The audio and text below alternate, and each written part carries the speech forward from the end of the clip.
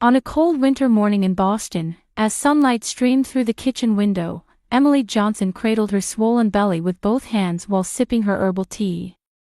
A gentle smile graced her rounded face, but deep in her eyes lurked an unspoken anxiety. Now in her 9th month of pregnancy, her heart was like a maze where love and worry intertwined as she faced the prospect of giving birth for the first time. "You look chipper this morning," Michael said as he appeared in the kitchen. Known as the owner of a construction company, his muscular build and confident demeanor told the story of his success. "The baby's been moving a lot this morning. We'll meet him soon," Emily smiled tenderly.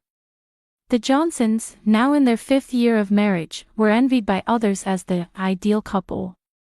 Their life seemed picture-perfect, a beautiful home in an upscale neighborhood, stable income, and the imminent arrival of their long-awaited first child. Emily had worked as a senior accountant at a major accounting firm, thriving on the front lines until she went on maternity leave. Her dedication to work had been rewarded with promotions but had also been a source of tremendous stress. "What's on your schedule today?" Michael asked while pouring his coffee. "I have an appointment with the insurance agent this morning. I'll finalize the list of baby items and plan to rest a bit in the afternoon." Emily had just enrolled in an expensive life insurance policy last month. At Michael's strong urging, he had explained it was for the family's security.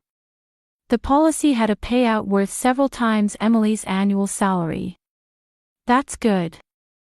Don't overdo it," Michael said with kindness in his voice, though his eyes remained glued to his smartphone screen rather than on his wife. "Another business trip?" Emily was accustomed to her husband's busy schedule, but as her due date approached, she felt increasingly anxious about his more frequent absences. "Yes, the Chicago project still isn't wrapped up. I might have to go again this weekend." Emily said nothing. Michael's work was an important source of income that supported their lifestyle. She wrapped her warm tea with both hands and gazed out the window. Snow had begun to fall in the quiet suburban neighborhood outside Boston. "Did the doctor say anything?" Michael asked abruptly. "Everything's fine. The baby's position is normal, and I should be able to have a natural delivery as planned." Michael's face showed relief. "That's good. Our child will be born healthy, I'm sure." Emily smiled, but felt something odd about her husband's words. He had seemed unusually worried about her pregnancy lately. "Is something bothering you?" No. I'm just concerned because it's our first child." Michael hastily tucked his smartphone into his pocket. "Well, I'm heading out. Call me right away if anything happens." After he left the kitchen, Emily remained motionless for a while. Her intuition that something was wrong grew stronger. But maybe it was just the heightened emotional sensitivity of pregnancy. In the afternoon, Emily lay on the living room sofa, gently stroking her large belly. "We'll meet soon," she smiled. Her due date was still a week away, but her body seemed to be preparing already. Suddenly, a sharp pain shot from her lower back to her abdomen. Emily sat up and took a deep breath. It's still too early. But as time passed, the intervals between pains grew shorter and their intensity increased. With trembling hands, Emily called Michael. "Michael, please, come home. I think labor has started." 30 minutes later, Michael burst through the front door. His face was pale and sweaty. "Are you all right?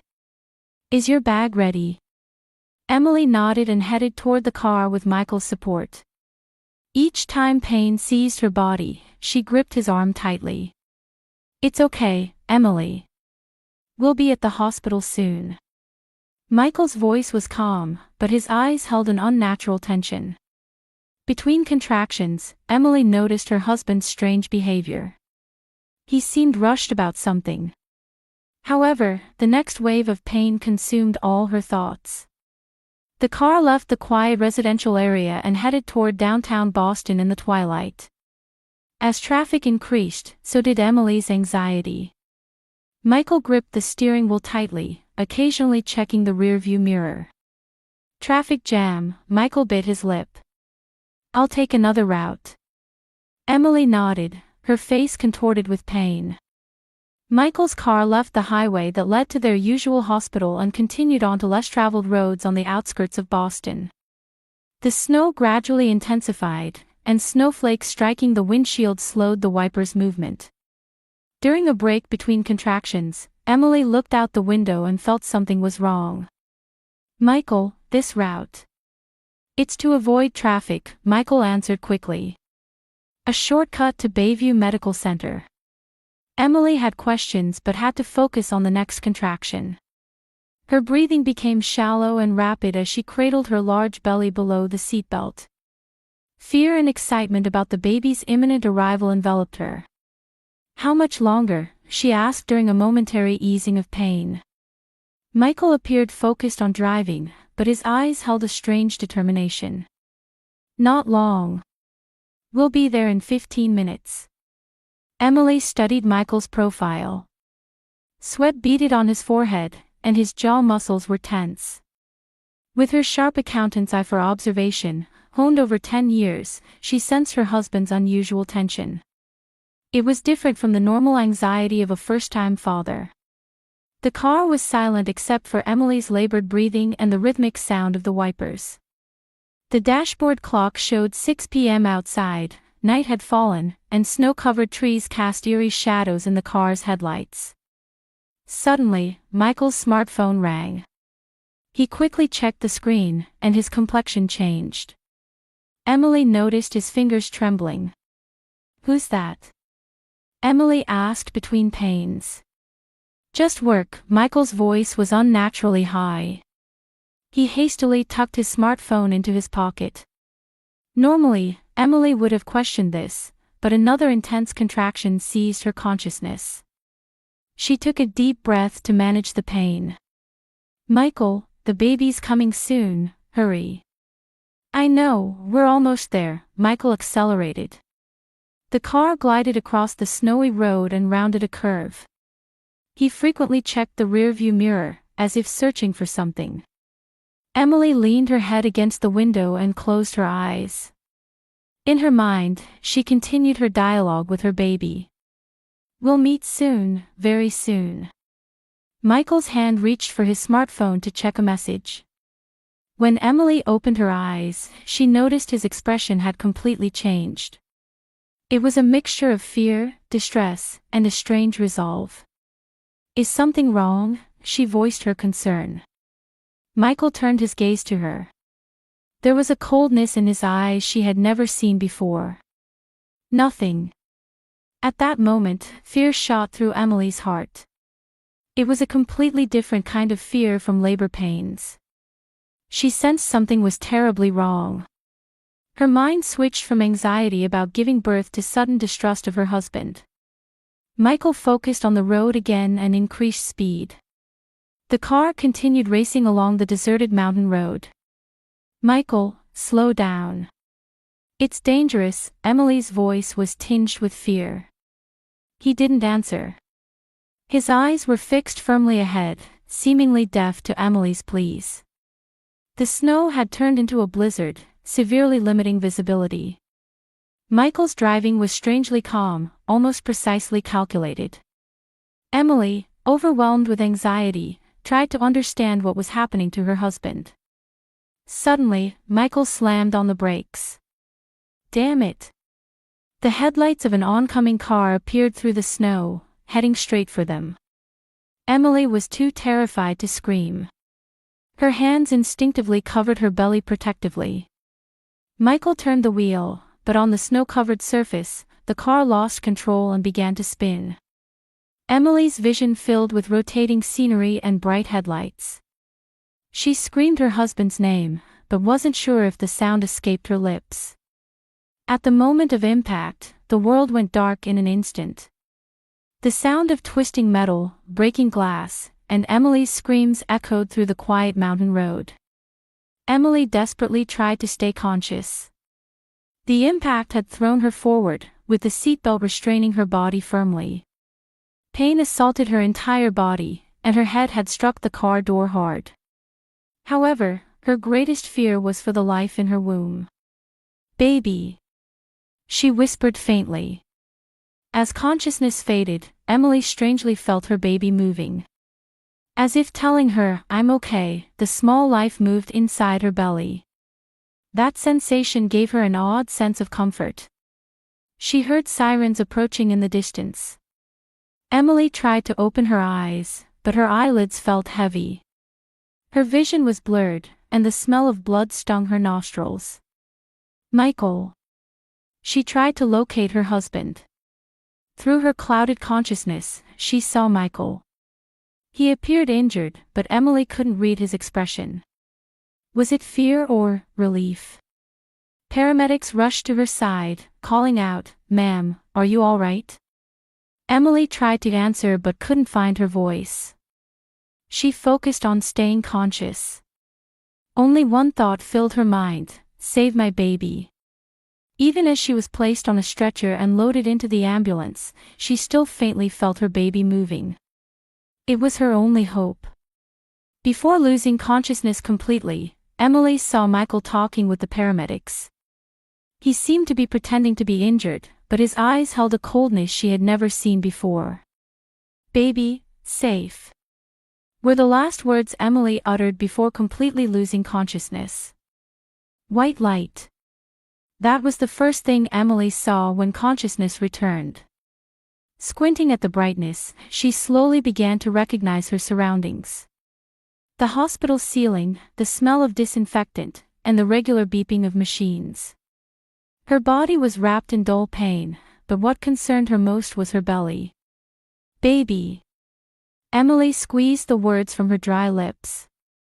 As she reached out to touch her stomach, an unfamiliar voice spoke. "Mrs. Johnson, you're awake."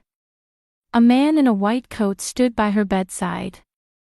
He was in his mid-50s with distinctive black-rimmed glasses and well-groomed white hair. A name tag that read Dr. Richardson gleamed on his chest. "My baby?" Emily asked desperately. The doctor's expression clouded momentarily. "We're checking on the condition right now. First, let me examine you." He placed a cold stethoscope on Emily's chest and began checking her vital signs. Emily tried to read his expression but couldn't discern what lay beneath his professional mask. "Do you remember the accident?" the doctor asked while checking her pupils. Emily gathered fragmented memories. The snowy road, Michael's strange behavior, the oncoming headlights, and then the collision. She answered with a trembling voice. "What about Michael?" "Your husband has minor injuries. He's handling paperwork now," the doctor answered matter-of-factly. "Emily, we're going to do an ultrasound. We need to check the baby's condition." Emily's heart raced. She instinctively sensed something was wrong. "Is my baby okay? Is it moving?" she asked, her voice shaking. The doctor didn't answer, calling a nurse instead and instructing her to prepare the ultrasound equipment. Emily felt her body freeze with fear. This silence, the doctor's demeanor, everything indicated something terrible had happened. Cold gel was applied to Emily's abdomen, and Dr. Richardson began carefully moving the ultrasound probe. His eyes were fixed on the monitor. Emily tried to see the monitor too, but couldn't from her angle. "Can you see anything? Is my baby?" Emily's voice was filled with desperation. Dr. Richardson's expression changed. He frowned and began moving the probe more carefully. His eyes widened at something on the monitor. "This is..." he murmured softly. At that moment, the door opened, and Michael entered.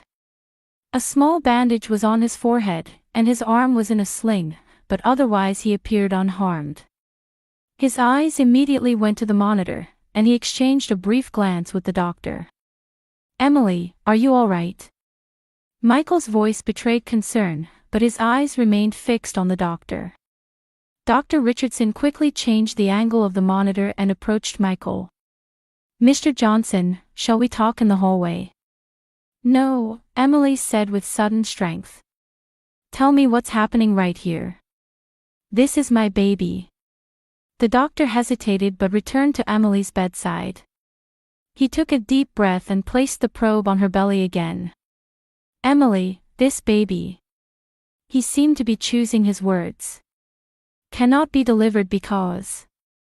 At that moment, a small beating sound came from the monitor. Emily's eyes lit up with hope. A heartbeat. My baby is alive. The doctor's expression contorted momentarily. He exchanged glances with Michael again and subtly shook his head, as if communicating something. Mrs. Johnson, this situation is. As the doctor began speaking again, Emily's vision suddenly started to darken. She desperately tried to stay conscious, but felt her body becoming unresponsive to her will. Baby, help. Were her last words before consciousness sank into darkness again. The next time she regained consciousness, Emily tried to move but winced in pain. Her belly seemed smaller than before. Fear gripped her heart. Ah, you're awake. A young nurse noticed her and approached the bedside. Her name tag read Sarah Newman. My baby? Emily asked desperately. Sympathy flickered in Sarah's eyes. I'll call Dr. Richardson. Minutes later, Dr. Richardson entered the room with Michael. Michael's eyes were red and swollen. Emily's heart froze with fear.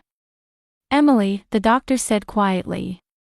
I'm sorry, but we couldn't save your child. The words reached her ears, but it took time to understand them. What did you say? The impact of the accident caused placental abruption, and we performed an emergency cesarean section. However, the doctor seemed unable to continue. Michael took her hand. Emily, the baby died. Emily stared at Michael with disbelief. But I heard the heartbeat on the monitor. The baby was alive. That was temporary, Michael's voice trembled. The doctors did their best. Tears flowed from Emily's eyes. Her heart shattered, and she felt strength draining from her entire body. She placed her hand on her empty belly, thought of the small life that should have been there, and wept aloud. Michael tried to comfort her, but Emily pushed his hand away. Let me see my baby. Emily, that's. Michael stumbled over his words. Dr. Richardson intervened. You need to rest your body now. At the appropriate time, we'll tell you everything. Emily tried to protest but lacked the strength. She sank her head back onto the pillow and stared at the ceiling. She felt something was wrong. Something they were hiding. The doctor checked her and adjusted something. You should sleep. It's necessary for recovery. Emily closed her eyes, but before falling asleep, she saw the doctor and Michael leave the room. Once in the hallway, they closed the door and began talking in hushed tones. She couldn't make out their words, but they resembled conspirators. As the medication began to take effect and Emily's consciousness drifted away again, she made a resolution. Something was odd. Michael's behavior, the doctor's attitude, and her own intuition. She needed to know the truth. But now, she had to regain her strength. Tears fell from Emily's eyes. Her arms embraced her empty belly. I'm sorry. I couldn't protect you. Before completely losing consciousness, a faint question crossed her mind. If the baby had truly died, why wouldn't they let her see it? Why were Michael and the doctor having secret conversations in the hallway? And above all, was the baby's heartbeat she had last heard really just temporary? Before falling into a deep sleep, Emily vowed to herself to seek the truth. Her maternal instinct was screaming that something was terribly wrong. The next morning, Emily awoke to light streaming through the hospital room window. For a moment, she thought everything had been a nightmare, but the emptiness in her belly and the pain in her body reminded her of reality. Wrapped in a sense of loss and sadness, something still nagged at the back of her mind. The door opened gently, and Sarah, the young nurse from yesterday, entered. With a modest smile, she began checking Emily's vital signs. "Did you sleep well last night?" Sarah asked kindly. Emily shook her head. "Please tell me everything about my baby." Sarah hesitated momentarily, but something in Emily's earnest expression seemed to cement her resolve. She looked toward the door, then approached quietly and said in a low voice, "Officially, I can't speak about this, but your baby was initially in healthy condition." Emily's heart pounded fiercely. "What did you say?" "I was one of the first nurses to examine you when you were brought in. The baby's heartbeat was stable. But after Dr. Richardson took over..." Sarah trailed off. "And then?" Emily leaned forward. "The surgery details deviated from standard protocol. When I tried to enter the operating room, the doctor sent me away and called another nurse. And the post-operative records are incomplete." Anger and fear flashed in Emily's eyes. "What happened to my baby?" Sarah shook her head with a puzzled expression. "I can't say for certain. I just thought it was strange. And then..." She looked toward the door again. "Your husband and the doctor had several private conversations. As if they had known each other before the accident." Various memories surfaced in Emily's mind. Michael's strange behavior, his wrong turn while driving, the message on his cell phone, and the accident. The horrifying thought that it all might have been intentional tightened around her heart. "Sarah, will you help me?" Emily steeled her resolve. "I need to know the truth." After a moment's hesitation, Sarah quietly nodded. "I'll do what I can. But we must proceed carefully." That afternoon, Michael visited the hospital room. He carried a bouquet and played the role of a grieving husband. "How are you feeling?" he asked gently. Emily observed Michael from a new perspective. His worried expression, trembling hands, sad eyes. Everything seemed like a calculated performance. "A bit better," she answered calmly.